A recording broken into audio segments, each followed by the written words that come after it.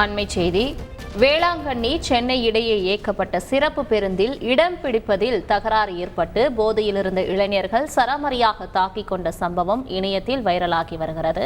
இது தொடர்பான மேலும் விவரங்களை தருவதற்காக செய்தியாளர் தாயுமானவன் இணைப்பில் இருக்கிறார். தாயுமானவன், வணக்கம். தற்பொழுது இந்த சம்பவம் எப்போது நடந்தது? இது தொடர்பான முழு விவரங்கள் என்ன?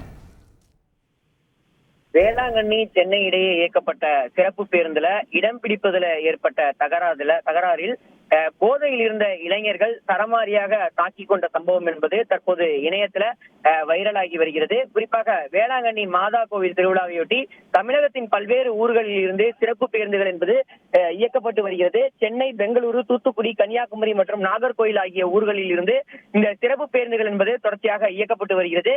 இந்த நிலையில நேற்று இரவு வேளாங்கண்ணியில் இருந்து சென்னைக்கு புறப்பட்ட சிறப்பு பேருந்துல மது போதையில சில இளைஞர்கள் பேருந்தில் இடம் பிடிப்பதற்காக முண்டியடித்து ஏற முற்பட்டிருந்தனர். அதில் பெண்ணொருவர் மற்றும் இளைஞர்களிடையே வாக்குவாதம் ஏற்பட்ட நிலையில இரண்டு தரப்பினரும் பேருந்துகளுக்குள்ளேயே அடித்துக் கொண்ட சம்பவம் என்பது தற்போது இணையத்துல வைரலாகி வருகிறது.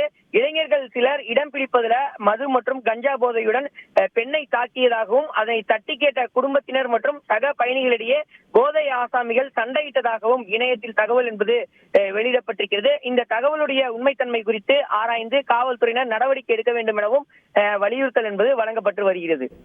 விரிவான தகவல்களுக்கு நன்றி தாயுமானவன். செய்திகளை உடனுக்குடன் தெரிந்து கொள்ள உடனே சப்ஸ்கிரைப் பண்ணுங்க.